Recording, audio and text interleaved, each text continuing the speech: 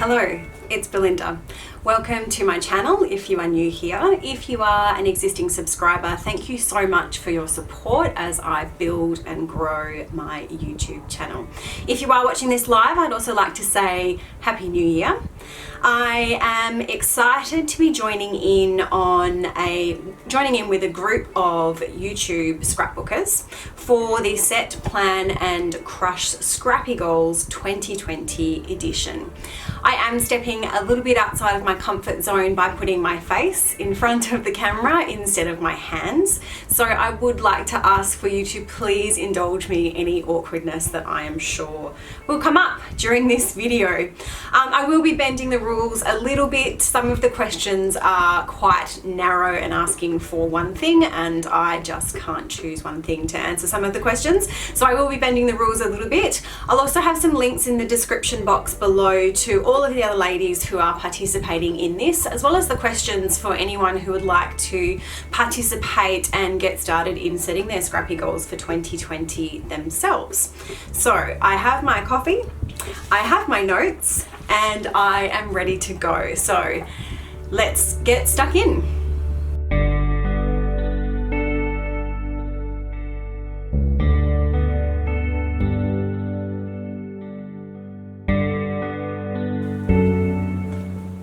My favourite item to use in 2019 was definitely my Silhouette Cameo.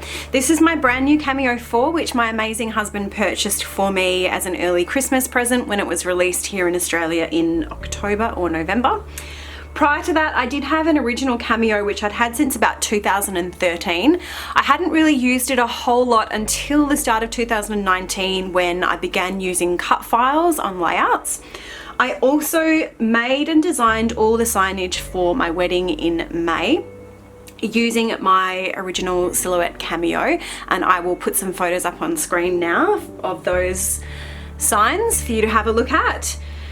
But in July, I think July or August, I was impacted by the Windows update and my original Cameo no longer worked with my PC or with my laptop. So I was very fortunate that my husband agreed to purchase me a new Cameo 4 for Christmas, and I am so in love with it.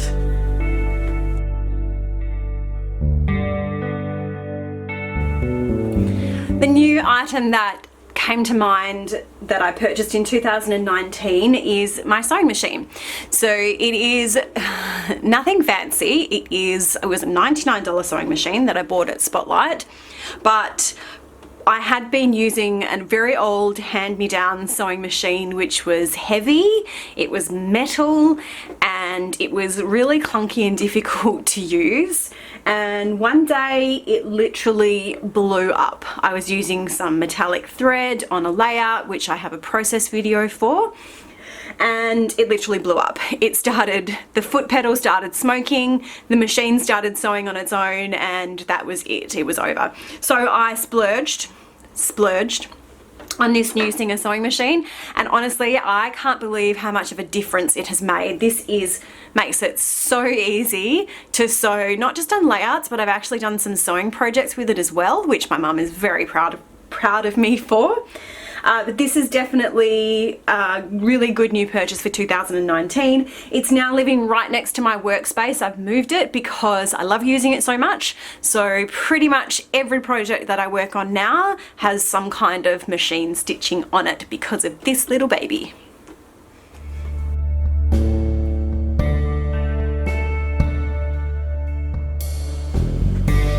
I don't know that I could say I have a least favorite item from 2019. I'm not a really prolific scrapbooker, so I don't get a lot done, but I have learned not to purchase things that don't suit my style. One thing that I have purchased a lot of, because I love seeing what other people do with them though, is traveler's notebooks. So this is my box of traveler's notebooks. I've got some pocket page ones, I've got some really pretty ones here from Felicity Jane, but this is my box of traveler's notebooks and I really haven't done anything with them. I've got a few notebooks that I've started, so I've got an introduction page and I've maybe got one little spread in them, but overall I just don't use them. So it's not that it's my least favorite item, it's just traveler's notebooks are the item that I purchased because I thought I had to have them, because I thought I was definitely going to use them, and I just haven't.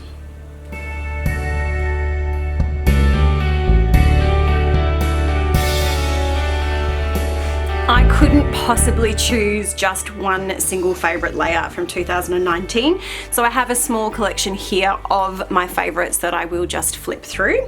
This one here, there is a process video for this on my channel, which I will link. This is also known as the layout that blew up my sewing machine with that gold stitching around the edge. But I love this layout. I love having so many pictures of my son here, and that's really sweet. This was one of the first layouts that actually it was the very first layout that I made using a backed cut file. I created this layout to apply for a design team position with Cut to You, and was offered a guest designer spot, which I was really happy with. So I love this story of my son and his tendency to eat everything, including dirt. This layout, was a labour of love with the stitching around that heart, but I think I've actually used this photo in at least 4 different memory keeping projects because I just love it so much, and I am totally fine with repeating it when it's such a great photo of the 4 of us. And that was using some Felicity Jane products there. This layout here I created fairly recently. I was inspired to use some mixed media. I really loved the way this turned out. I decided to pull out some of my Ali Edwards story kits that I've had stashed away. This was the light story kit. So I did take the idea from the story classroom. Ali had created a similar layout doing the same sort of thing, talking about the things that she loved with her daughter, and I really wanted to do something that's similar myself, but obviously I've come up with my own design, and I love that scattering. It took me a while, but it was definitely a labour of love, and I really love the way that that's turned out. This is another one here where I was using the story kit, the same light story kit from Ali Edwards as a jumping off point, and I really got stuck into my mixed media. Now, I had recorded a process video for this, but at some point I inadvertently deleted all of the footage, so unfortunately I couldn't share that to my channel. But I will just show you up close. I created a patterned paper in Photoshop by repeat stamping the You Are My Sunshine script text, which was from the Ali Edwards kit. I used a sunburst stencil that I had, and I coloured some texture paste using some acrylic paints, and just created that graduated tone going out from the centre. Not a lot of embellishing because the hero really is that mixed media. I'll just get up close so you can see all that lovely texture there. It's fantastic.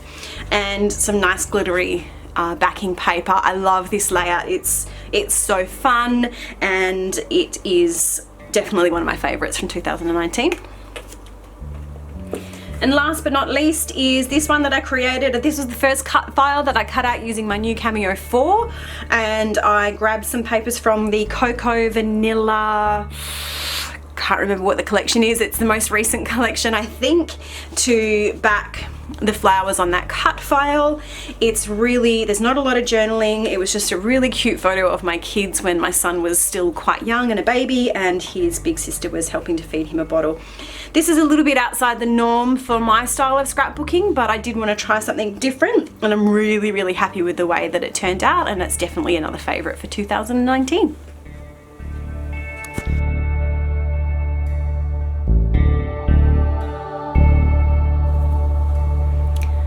Again, I don't think I could choose just one favourite collection or one favourite designer for 2019, so I've chosen 3. I have really been loving Kaisercraft's products over the last probably 12 months to 2 years. It was never really my style, but perhaps my style has evolved a little bit, and I really love so much of what they're putting out. This is the Peppermint Kisses collection, which is one of their Christmas collections for 2019. I've already used quite a bit of this in my December daily album, and I created a couple of Christmas layouts for my kids' first Christmas, which I have a process video for that, and I will link that now. But yeah, this was the Peppermint Kisses from Kaisercraft. I love it. I've got lots of their other collections in my stash, and I'm looking forward to using those over the coming year. Felicity Jane. I love Felicity Jane products. Unfortunately, I have a tendency to hoard them. This is the Megan kit, which I think was my favorite kit from 2019, but as you can see, it is still untouched in its package. So I really need to remedy that, and I need to start using up these Felicity Jane products that I have and using up the new ones that come in with my subscription in 2020. And the last one, I don't have any of the 2019 collections available, but this layout was created using the Happiness collection from Coco Vanilla. So Coco Vanilla is another one of my favorite designers for 2019. Again, I really love their style. I love all the florals. I love all the pretty papers. And yeah, I'm looking forward to seeing what they're coming out with in 2020.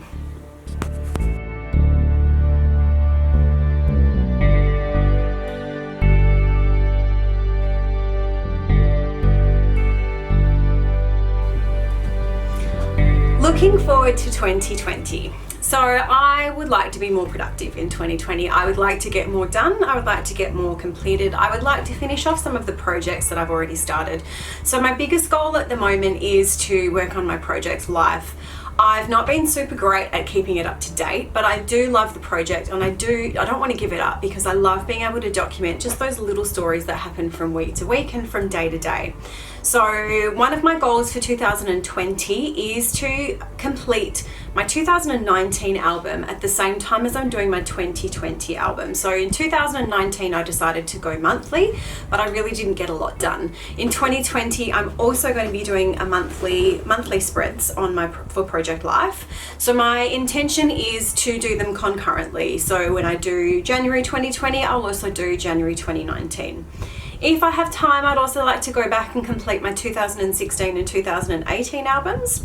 2017 is actually finished, which is really good.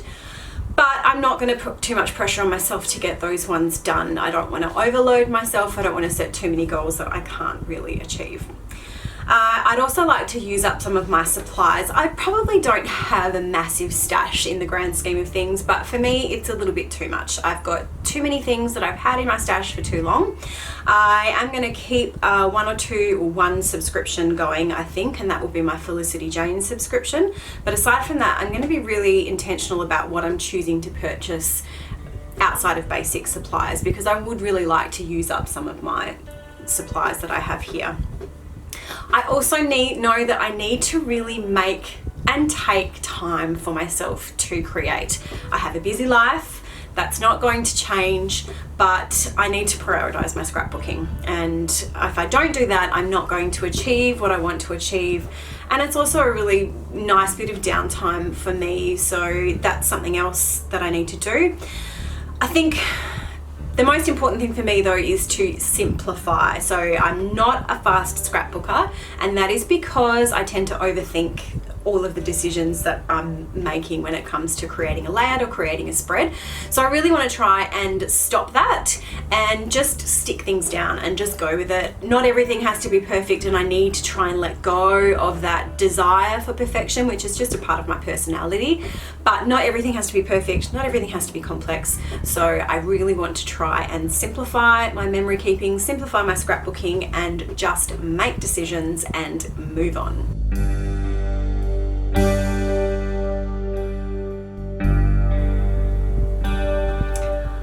Aside from using up my stash, which I've already talked about, I really want to include more mixed media in my layouts in 2020. I've started dabbling a little bit in 2019. It's never really been something that has been big for me, but I am inspired by a lot of what I've been seeing. So in 2020, I do want to include a little bit more mixed media. I also want to make use of my metal dies. I've got quite a nice collection of metal dies. They're not stored particularly well, so I need to sort out that storage to make them more accessible and easier to use. And I also want to make more use of my stamps. I have, again, a nice collection of stamps. I struggle to use them on scrapbook pages though, so I will be looking at finding some inspiration on how I can include my stamps on scrapbook layouts. But those are my 3 biggest things that I want to use for 2020: mixed media, my metal dies, and some stamps.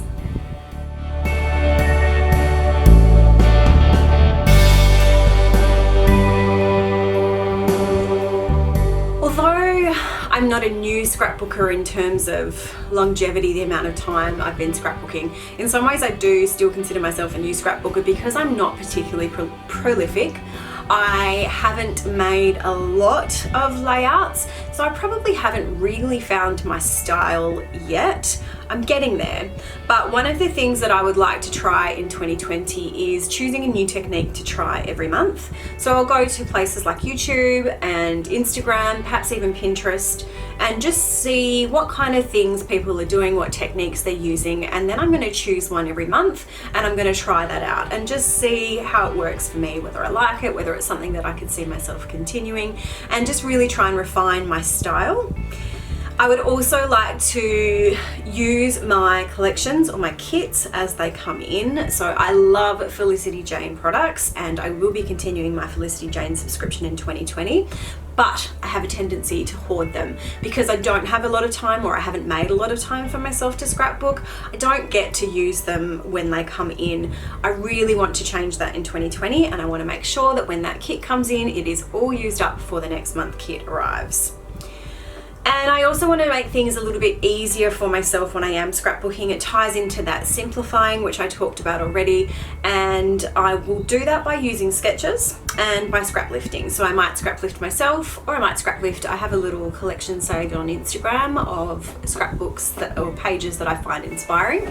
So I'm going to make things easier for myself by using sketches and doing some scrap lifting, just to try and speed up my process and remove some of the decision making from my creative process.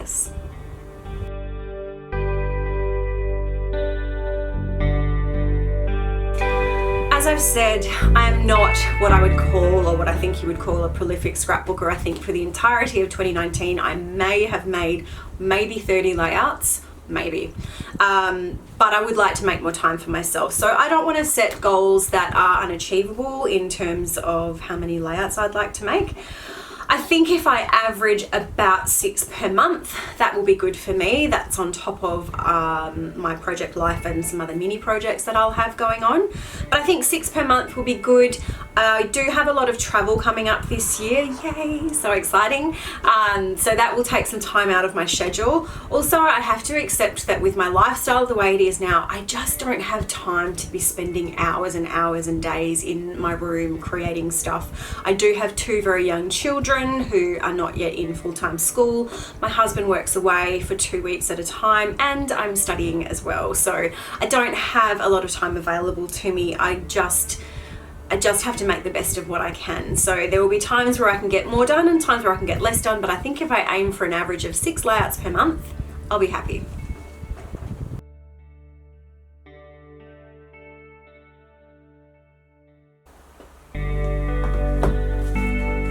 Now, of course, things never quite go to plan, so the footage that I had originally recorded answering this question disappeared. So I'm here re-recording. The lighting's a little bit different, my hair's a little bit different, but that's life. So my YouTube goal for 2020, I started my YouTube channel in January 2019 after taking Victoria Marie's YouTube for Scrapbookers class, which was fantastic. And I am currently sitting at 485 subscribers. By the end of 2020, I want to grow my YouTube channel to 1,000 subscribers. I think it's an achievable goal, but I know that I'm going to have to make a plan on how I'm going to get there. I know that I need a consistent posting schedule, which has been really hard with my lifestyle at the moment. There are going to be some months where I can post more than others, but I am aiming to post at least once a week, sometimes more. In January, I've got lots of content planned, so please keep an eye out for that. I know that I need to plan and schedule my content, so I have already got something set up on an online platform where I'm doing just that, planning ahead and just keeping myself on track really well. And I'm also hoping to participate in more groups and more YouTube hops like this one here. So that is it for these 10 questions. If you are a scrapbooker, I have posted the questions in my description box below. If you're looking ahead to 2020 and thinking about what sort of goals you want to set for yourself, it's really good to do something like this just to create a nice clear path and to set some really simple goals and intentions. I've also included the link in the description below to all of the other fabulous ladies that are participating in this YouTube hop today. So thank you so much for watching. Again, thank you for your support on my channel. I hope you have a great day.